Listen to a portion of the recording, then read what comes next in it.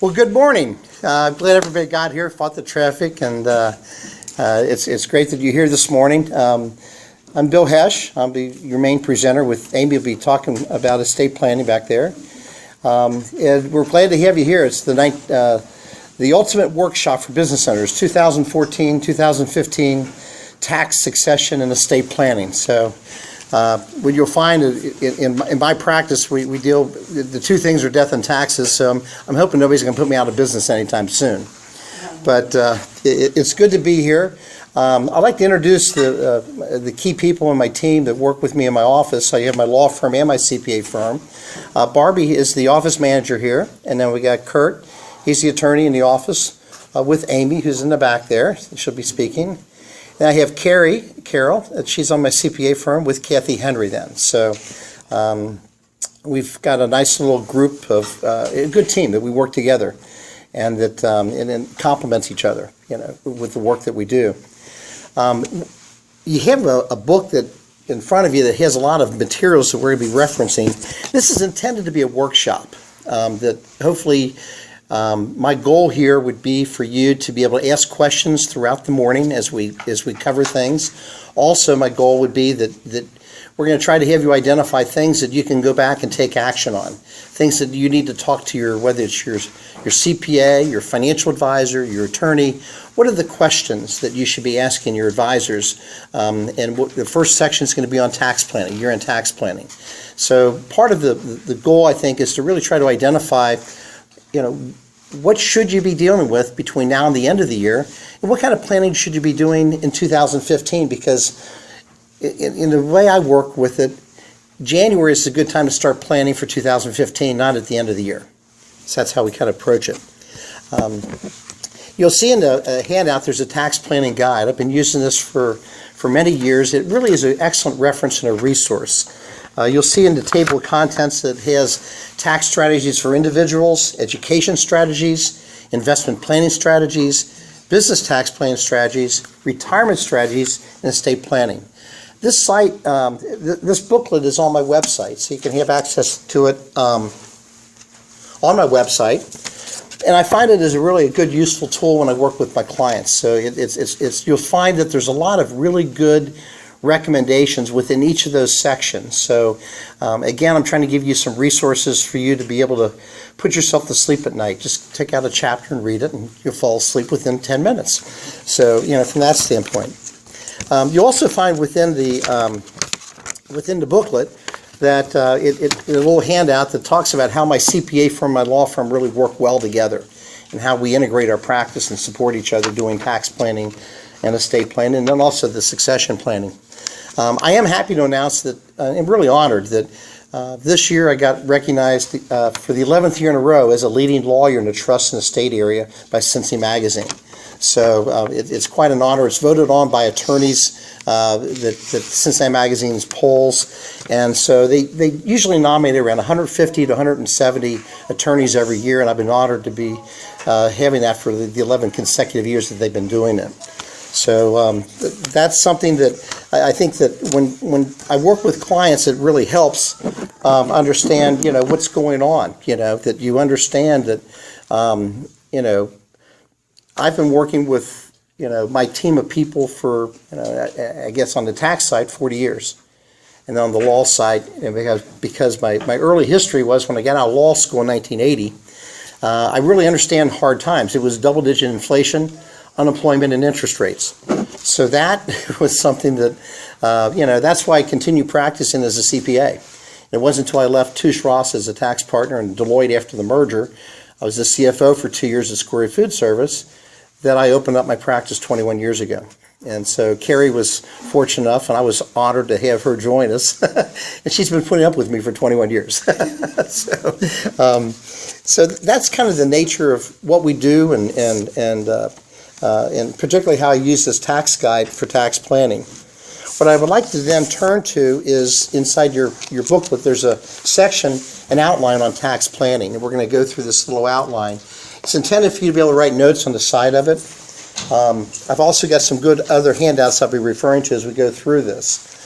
But I think one thing that we want to talk about that's the first item on this outline is Section 179 of bonus depreciation. I do reference inside the tax guidance on page 21, Section 179 expense. Now that expense was changed in 2013 so that in 2014 you can only expense $25,000. However, this is one of the changes Congress is looking at, that they may make a change in December or maybe even early January that will allow you to deduct Section 179. In other words, if you buy equipment, you can deduct $200,000 of equipment. So it's kind of difficult to do planning when you don't even know what the law is. It was phased out January 1, but now here we are in December 2014 and Congress is still debating whether to bring it back or not. And that's one thing I would make reference to, that you'll see the article that's really a good reference is year-end tax planning. And on page 1 it talks about the fact that after the elections in November, Congress is now debating and trying to decide what they're going to do. The latest update is that the House has passed a bill, and we're waiting to see whether or not the Senate is going to pass it or not and what's going to happen. They're still negotiating on different provisions. So I did want to bring that to your attention, that if you have a company that has equipment and you're going to be buying equipment and you may want to take a tax deduction, you got to keep up to date on what's going to be happening between now and the end of the year. And also you got to be able to go out and buy the thing. So it's really crazy what Congress is doing. But this has been consistent for the last number of years, that they decide what the tax law is going to be in December and nobody can hardly do any planning. It just makes it very difficult. But it is one of those things that you should be aware of if you have a business that has fixed assets and you're making purchases. The other thing I'd like to do is go on to the other, and pull out this guide too, because it has a lot of other little different tips that it has for year-end tax planning that you should be taking in consideration. On the second page it talks about the traditional year-end planning strategies, which is, okay, if I'm going to try to save some taxes, this is in the outline here of the heading year-end tax planning on the second page. What you would typically do is you try to accelerate expenses and defer revenue. We've been doing that for years. So that is something basically that every business owner should be trying to focus on. It's very traditional tax planning, to try to identify if your income is going to be high in this year and you want to try to save taxes, then you would implement a strategy to defer income and accelerate expenses. It's very simple, but sometimes people overlook the simple things. One of the important things I try to recommend with clients if they have a really good year is that you should pay your state taxes in December for that year. So that's important in order to get the tax deduction. If someone has a big year and next year it's going to fall off, that you have something unusual that happened in the current year, you sold your business or part of your business, or you have a big contract that came in, you may want to pay your taxes in December because there's a thing called alternative minimum tax. That the taxes you pay may not be deductible next year because of alternative minimum tax if you don't have enough income. So it's I think the real takeaway is that if your income is up this year, you may want to talk to your tax advisor to say, should I be paying all the taxes in this year in order to get the deduction this year when my income is high? It's just common sense, okay? But you need to do the planning. You need to talk to your tax advisor. Even if you have a large capital gain, you may want to do that too, if you have to get the tax benefit. Because next year you might not be able to use it as much because of alternative minimum tax. That's another area too. So if somebody has a large capital gain, you may want to pay your state taxes in December in order to get the tax deduction in 2014. I did want to comment, I got a special handout. The third page talks about the Affordable Care Act. And I'm going to point to, because really these things are very complicated. We could spend probably 3 or 4 or 5 hours on all these areas, but there's a letter that I want to refer to you that's in your handout. And the letter talks about the Affordable Care Act and what tax provisions apply in 2014. So if you look at this letter, the first sentence talks about the provisions of the Affordable Care Act. This provides that individuals, now, and you might have heard all the press going on last year, that you were required to sign up in the exchange program, and if you did not sign up, if you do not have health insurance, then it has a provision here in the second paragraph. It talks about that you have to pay a tax, basically. They call it really is a tax. They call it a penalty. They were trying to get that, declared to be unconstitutional. It's called a tax, but the Supreme Court called it a penalty. So the second paragraph talks about the fact that individuals who do not have health insurance this year are required to pay a penalty on their 2014 tax return. Okay? Brand new this year. Okay? Then it goes into the fact that in the third paragraph that if you did get the marketplace, when you signed up, because a lot of people were talking about, they went into the marketplace. The third paragraph talks about the fact that you may qualify for a credit on your tax return, that the government, if your income is low, the government's going to give you a tax credit on your tax return to pay for your health insurance that you bought. Okay? That's the third paragraph of this letter that talks about. The thing that is interesting is that it is very difficult when you signed up, you had to tell them in November, December last year what you thought your income was going to be in 2014. So every individual that signed up had to estimate their income. If they estimate their income, and most of them probably estimated high, I can tell you, because they got a bigger credit. That credit was factored into their computation. On the tax return this year, when they file the tax return, they then make a computation of here's the credit you took, and here's the credit you were entitled to. And some people are going to find they're going to owe tax. And the IRS is now held accountable to collect that tax. That was a part of the other provisions of the Affordable Health Care Act that got everybody upset, that the IRS is now has to go after all these individuals. And to qualify, you're into poverty level, okay? So it's really a big political thing, okay? But this is the first year this is going to hit everybody's tax return, okay? So you have a penalty if you didn't have health insurance. If you did get the health insurance and you had low income, you would have estimated your income to claim a credit, and now on your tax return you're going to find out how much you were really entitled to, and you may owe money because of that then. So, Bill, is that only those people that actually went to the marketplace for insurance? This does not affect people that are already participating in an employer plan or employer that has a plan in place. That is correct. These are people that went to the marketplace and got their insurance through the government. Okay, and the government gave them the credit then. Okay. Now the last paragraph is something that's a surprise that could affect business owners. That the last paragraph on this letter at the bottom of the page talks about as a company, if you reimburse your employees for health insurance, okay? And that's one thing every business owner should consider. I do that in my company. I make sure that my employees pay for their health insurance on a pre-tax basis. What does that mean? It means that they don't have to pay tax on the money that goes into paying their health insurance premiums. It could be $500 a month. Family plan could be $1,500 a month. Okay, so that's pretty nice that you can pay for your health insurance premiums on a pre-tax basis. The bottom paragraph talks about the fact that you may have had an employee that signed up for the marketplace. Okay, and they basically are saying if the company tries to reimburse that employee tax-free to reimburse them for their health insurance premiums, it's not tax-free. It's not tax-free. Companies need to go back and report it in W-2 wages in December if you haven't done it. And you have to pay all the payroll taxes that you should have withheld on all that money. What a mess. Okay? So anybody and I'll give you the example because it happened in my office last year. Scott in my office, he's not with me now, but anyway, Scott said, golly, my family plan is $1,500 a month. I can go to the marketplace and I can buy my insurance for $1,200 a month. Wow, I'd save $300 a month. Okay? But I said, well, check into whether or not I can pay you and reimburse you tax-free. Because this thing came out in September of last year, 13, the ruling. So when we looked at it, it was like, he already had signed up for it. And then I said, oh my gosh.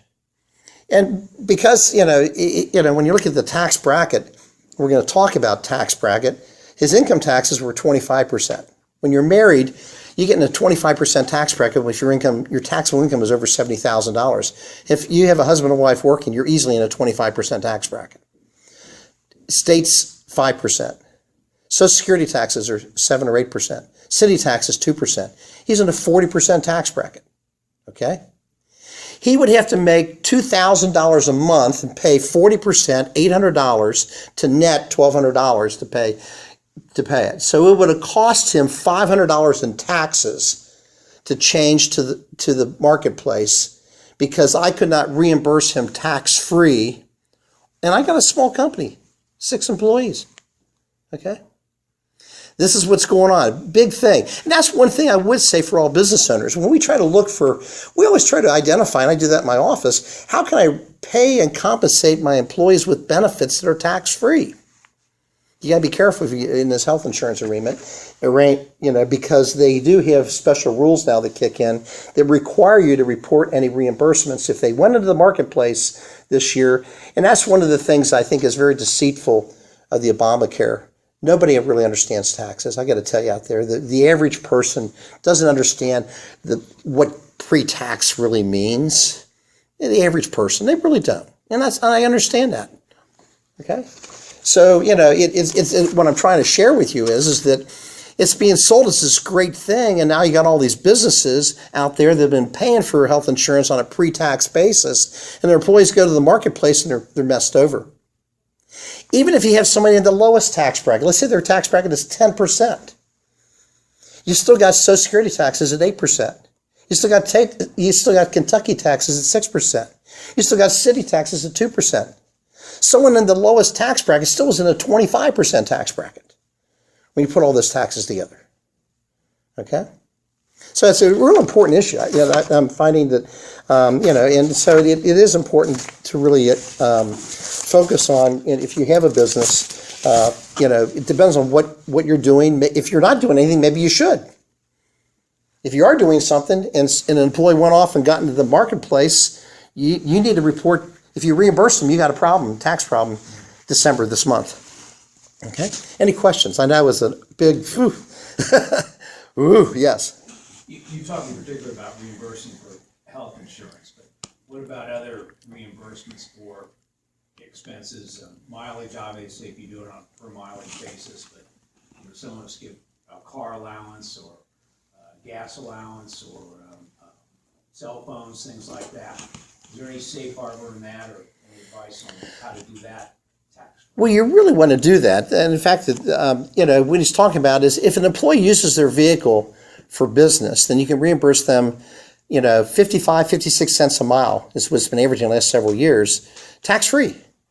So if they do use their car in a business, it really, to me, it's more important. And you save payroll taxes too, because the employer saves it too, because when they reimburse somebody for the car allowance, okay, they don't have to pay payroll taxes. The employer saves 8%, and the employee saves 8%.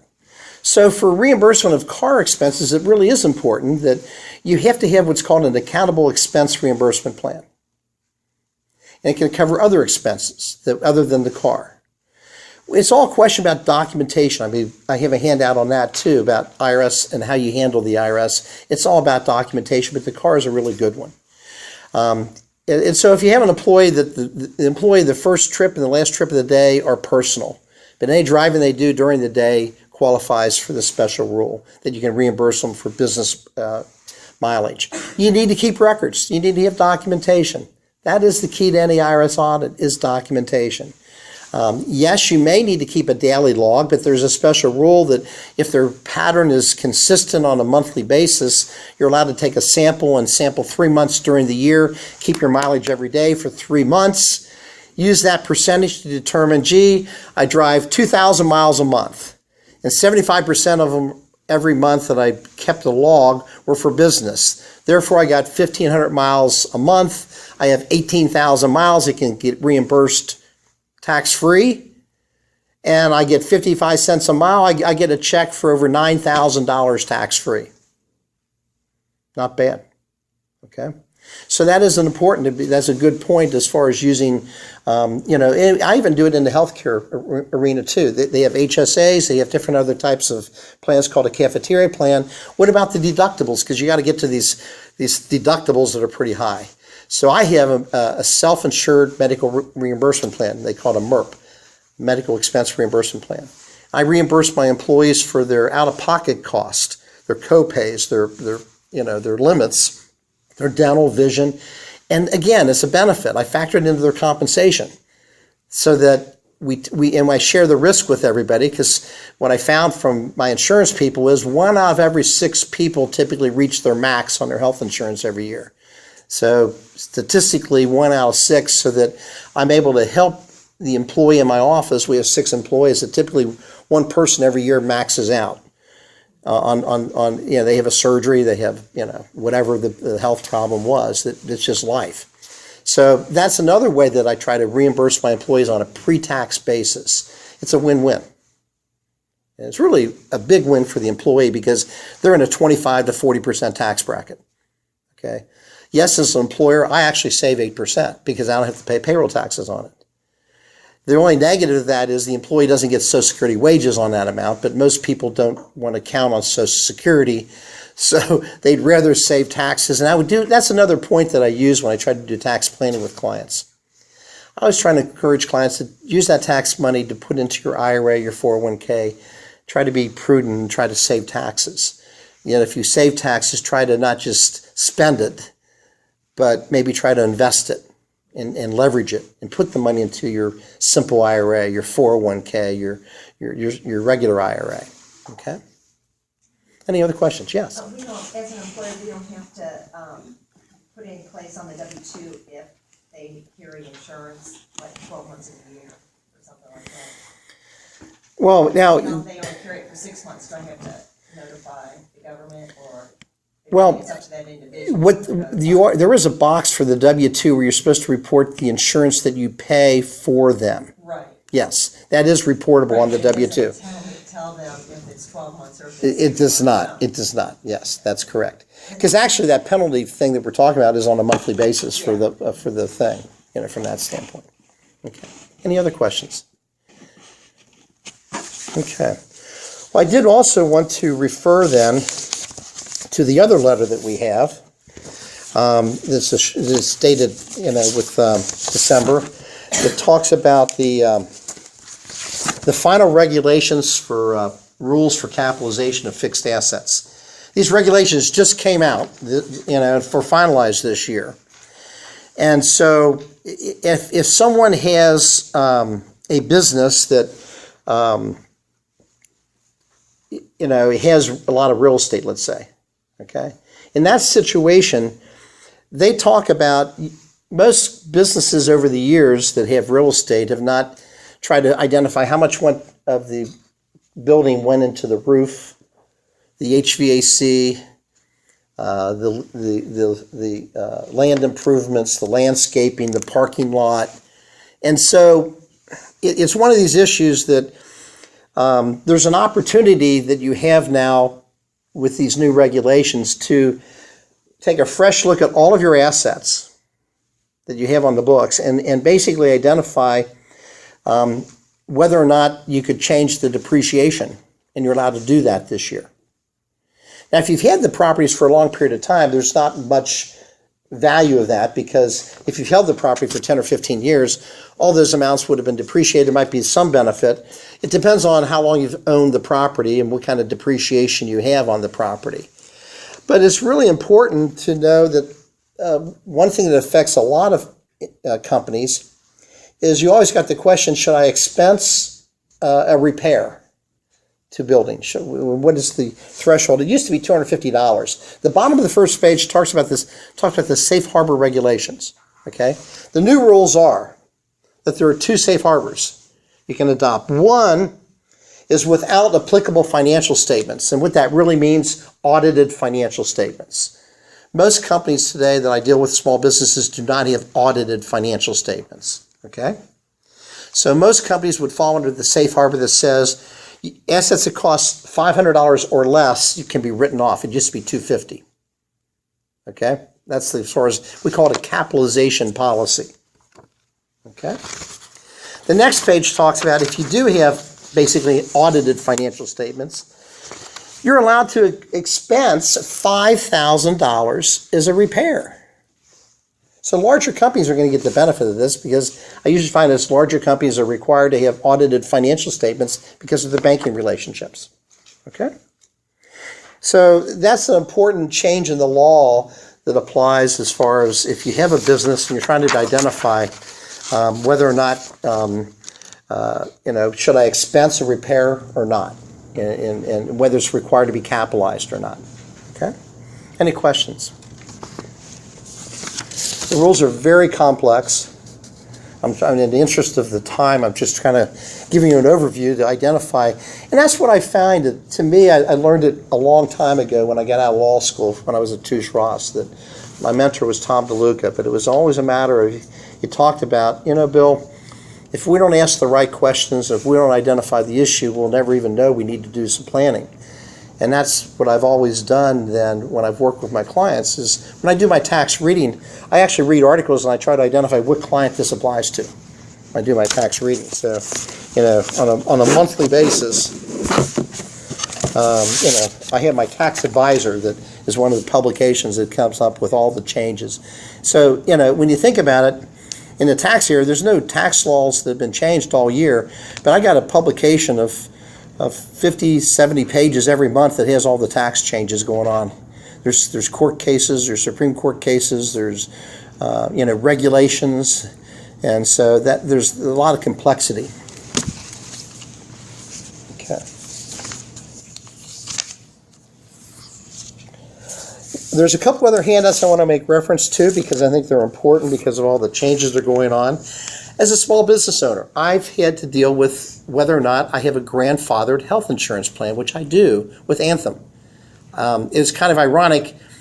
Last year when they first came out with whether you're going to stay on your old plan or whether you're going to adopt a plan under the the Affordable Health Care Act, you go into the market exchange. Okay, I got a call October 18th and was like, well, did you get my email? You got to make a decision today whether or not you're going to stay in the plan or not. Now, that's what I had to do. And I said, yes, okay, we'll do it then, after a 5-minute phone call. And I also renewed my plan again this year. Because I have a grandfather plan, there's special rules that apply or don't apply and that type of thing. There's an outline that I got from Anthem. I thought it was really good, but it's something you should be talking, this is the other thing, not with your tax advisor, but with your health insurance carrier about your plan. So it's a good little reference tool.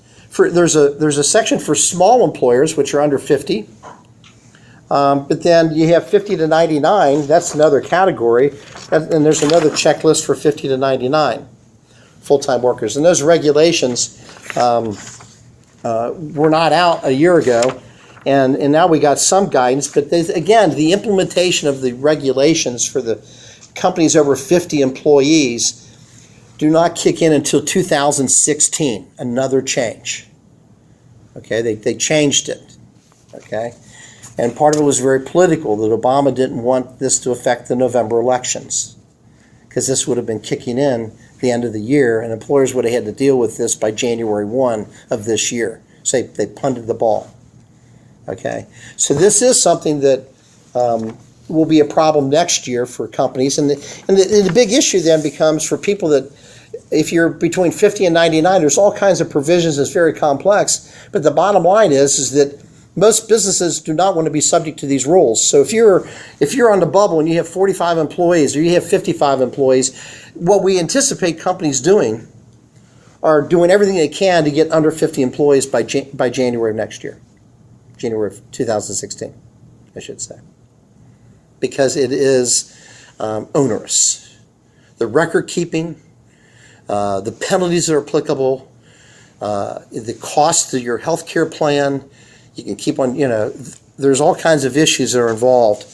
And so it is something that's one of the big pushbacks we're getting on the Affordable Care Act, how it's going to affect small businesses who are the major group of companies that employ people in the U.S.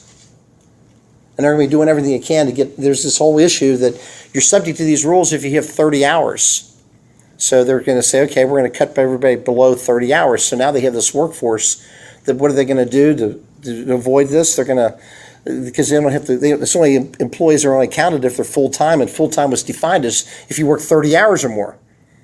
And then now even the labor unions are behind the Republicans on this issue because they want it to be 40 hours because they want a full work week. But that's one of the strategies. It's real simple. Once you identify the rules, you start doing some planning. What kind of planning you do? Well, I can avoid this thing. I got 55 employees. I'm going to go up to 65 employees, and half of them are going to work 30 hours or less. Restaurants, big issue. Restaurant industry. Big issue, restaurant industry. Any questions? Can you repeat what you said again, that's gonna take effect in, next year as far as the, If you, what money's paid for as far as taxable? well, this has to do with the Affordable Health Care Act and whether or not a company, there's a special rule that if you have over 50 employees, if you do not provide health insurance, you pay a penalty. So now if some companies don't provide health insurance, they got to go out and provide health insurance for their employees. Or if they figure out the penalty, $3,000 they pay per person, it adds up to a lot of money. So, Yeah. the company, take, like, talk strategy, could a company actually transfer and have like a sub-S, two sub-S companies, and, you know, a lot of health insurance, organizations will insure two companies if it's the same, like, owner. So if they have 30 employees over here and 40 over here, this sub-S, two different companies, two different tax IDs, but the insurance company could, And sole purpose is to get a better rate. right. And so that's common sense, right? Hey, I'm going to just split my company in two. I got 100 employees. I'm going to just have 49 in two companies. But the IRS always has rules that relate to common ownership, and they're aggregated. But there are certain rules to how do you get around that, okay? So, and I really have to, you know, this is a good question, but it's a good example. In the income tax arena, we would say, well, you might have to give 21% of the company to a non-family member. That would be one way to get out around the rules. Or it might be, we don't know which rule they have, because there's another test that's 50%. You might have to give up 50% of the company, so it's not part of the control group. So I really don't know the answer to that question, okay? This is only if they don't choose not to offer. Yeah, because really the regulations haven't come out yet, so we don't know what rules they're going to adopt. That's the thing, we can't plan yet, because we don't have the regulations yet. But what I'm trying to share with you, that's exactly what people are going to be asking. How can we split this thing up, and then what if we have an unrelated party own one company and you split up your company? That, This was supposed to go into effect this past year, but then they pushed it off. they push it off, and the regulations are still not out, so I can't answer the question yet because they don't know we don't know what the rules are. Once we know what the rules are, I can tell you what you can do. Okay?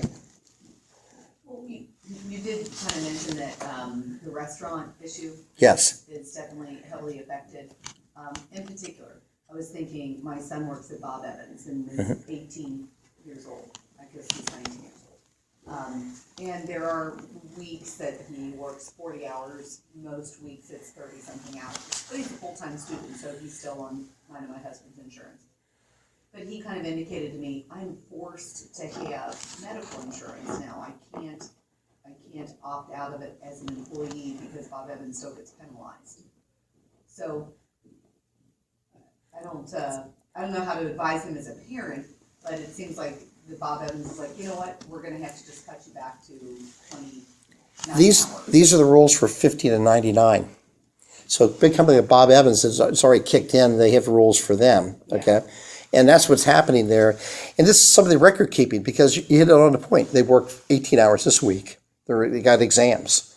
So they have to keep track of this on a monthly basis, the hours that people work, to figure out all these computations of who's subject to the rules and who's not, whether they're considered to be a full-time employee for the year or not. Yeah.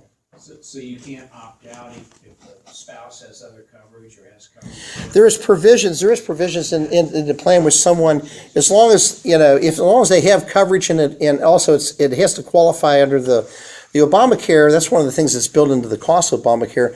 They have minimums that are required to be met.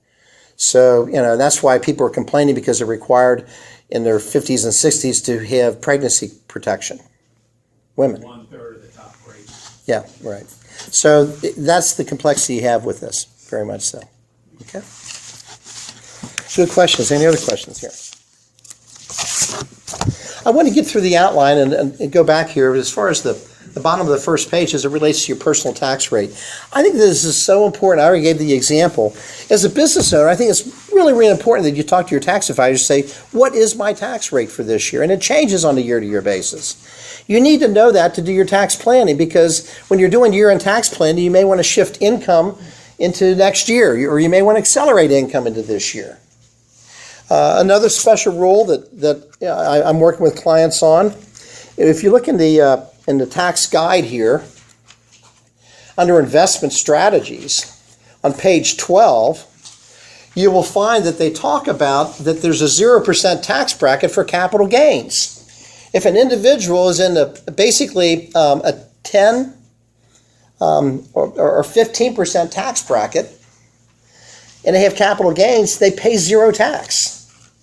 So if you have someone that maybe in their business has a loss, they have ability, if they're single, tax tables are on page 3, that $37,000 of income is where the 15% bracket ends.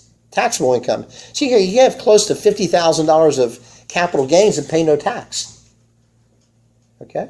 So some good tax planning you can do, as far as if you have a situation where you're in a lower tax bracket and you're a business owner, and you may want to shift some capital gains if you got some investments, they have capital gains.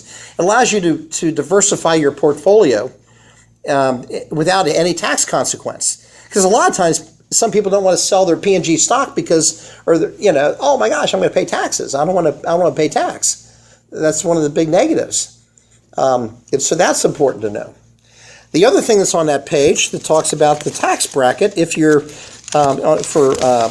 if you're in the highest tax bracket, then there's a 20% tax bracket for if you're in the top income tax bracket. If you're single, your income is over $400,000 taxable income. If you're married, your income's over $450,000. There's a 20% capital gain rate that applies. Okay. Now, there's also a 3.8% tax on a surtax, Medicare surtax that applies. And again, there's different thresholds for whether the 3.8% applies. That's right there on page 12. So I'm trying to show you there's some important planning, because you can be, if you're at a higher income level, your capital gains can be subject to tax not at 15%, but 20% plus 3.8, 23.8. Short-term, and then you got AMT is 28%. You're right. Okay. And then you've also got the short-term capital gain rate could be 39.5% plus 3.8. For your short-term gains. So some really important tax planning, around if you're in the highest levels or if you're in the lowest levels for investment strategies. Okay. And how to try to minimize your tax liability. Any other questions there? Are they the same for rental properties that are regulated or LLCs? Well, and there's a special rule, and that's at the bottom of my outline here. It's on the second page of the outline tax notes. Item number 4 there, if you materially participate in a business. So the question becomes whether you're a real estate professional and whether or not that income is subject to the 3.8% tax. If you're a partnership, sole proprietorship, sole owner of real estate. So if you materially participate in the business, you're not subject to the tax on 3.8% Medicare tax, the surtax on your income. Okay? So they have the traditional rules for material participation. And then there's also a 0.9% hospital insurance tax that it would be applicable. And again, it depends whether you materially participate or not. If you're subject to there's another tax that's the hospital insurance tax. So these are things that you would need to talk to your tax advisor about to see whether you qualify for material participation rules. I've been through audits with the IRS on that. It all goes back to documentation.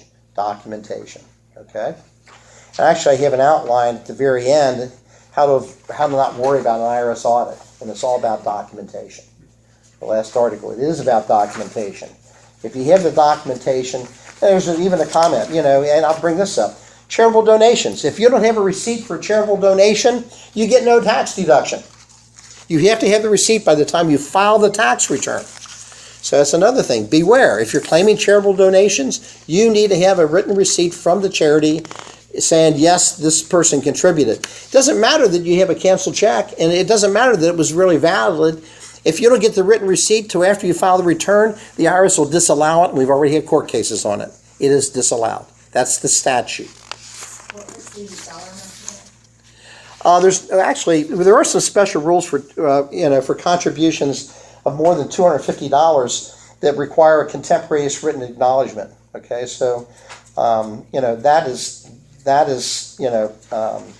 outlined there in the bottom of that page. Okay. So if it's under 250, you're good, that receipt? Yeah, if it's under 250, under C it says you can get a receipt from the donating. You can get it later. You don't have to. But if it's over 250, it should be contemporaneous at the time the donation is made. Okay. And it talks about business expenses that Brad had talked about that, so that as far as business expenses, talk about the car, travel, meals, entertainment, that type of thing. As far as documentation, I'm going to talk about as far as if you have meals and entertainment. It's in the tax guide that if the receipt is, if your meal is under $75, you do not need a receipt. I should repeat that. If your meal and entertainment is under $75, you do not need a receipt. It's on page 23. So it talks about receipts and as far as for meals and entertainment. But you do need to prove that you met with somebody and the business purpose of it and who you met with. But you do not, if you don't really necessarily, as long as it's under $75, you don't need a receipt. Special rule. Okay. Any questions here? So you had a meal out or something. Is it enough to write on the receipt who you were with? I would say yes. What I will say, a credit card statement is not a receipt. They want the actual receipt that you sign at the restaurant, or if you took them to the Reds game or whatever, they want the actual receipt. Credit card statements are not contemporaneous. It's not documentation. Okay? I've gone through that with the IRS too. Today with the technical, with the technology, there's a lot of apps and ways to basically photograph and scan receipts up and Yes. and that's acceptable. That would be great, yes. The photocopies are fine, yes. Any type of record copy would be acceptable. There's also a little thing we sent out there. It's on page 10 of the outline that talks about Kentucky, and Ohio's done the same thing. And the point is that the states have passed a law that if you do not pay your taxes, as a business owner in particular, it could be your payroll taxes, your sales taxes. A delinquent taxpayer in the middle can have their occupational professional license revoked, their driver's license cannot get renewed, and their motor vehicle registrations cannot be renewed. So I had a lot of people that start up a business and they kind of use the government to fund the shortfall cash. And I'm just trying to share with you, you don't want to do it with sales tax and payroll taxes. You have personal liability for payroll taxes. They're not dischargeable in bankruptcy. So you got to be very careful from that standpoint. Okay. Any questions?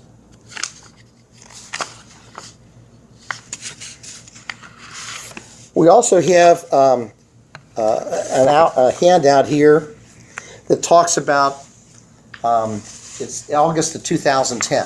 This has been around for a while, but there's a tax credit. If you are a small business and you provide health insurance to your employees and pay more than 50%, you can get a tax credit on your tax return for the health insurance you provide your employees. Now the credit is for 10 or fewer. The average yearly wages have to be less than $25,000. That's pretty low, okay? And the credit's 25%. And this is where the government, I kind of when I look at it, the credit just drops off the chart the more wages you have and the more people you got. If you got 15 employees and your average wages are $35,000, the credit's only 9%. The government also did a scam with the Affordable Care Act. This has been around for a couple years, and what they said is that you cannot claim this credit unless you go into the marketplace for your insurance. How about that?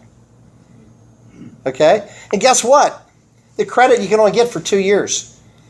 So they force you to get the credit to go off your regular policy and get marketplace insurance. And you only get the credit for 2 years. So I caution my clients about trying to qualify for this credit. Okay? From that standpoint. Any other questions? We're getting here to close of our 9 o'clock, our first hour. I think that the whole purpose, I think that I've tried to go over this morning is that the tax law is really getting more and more complicated. I mean, this Affordable Health Care Act provisions are just overwhelming for people. And this tax credit thing, I met with an insurance company that companies are saying, well, we want the CPA to do it. But if the CPA has to do all the record keeping required to qualify for this tax credit, they're going to spend fees that are going to offset the cost, the benefit of the credit. And they want the insurance company to do it. Like, I said, we can't do it. They don't. This takes time. So Carrie in my office has worked with clients over the last few years, helping them do the credit. We try to give them the information, and they work through it themselves. Okay. But if your average wages are over $50,000, you have more than 25 employees, you don't get the credit anyway. Okay. But with that, we're going to take a break for around 10 minutes. We're going to come back and talk about succession planning. So thank you very much.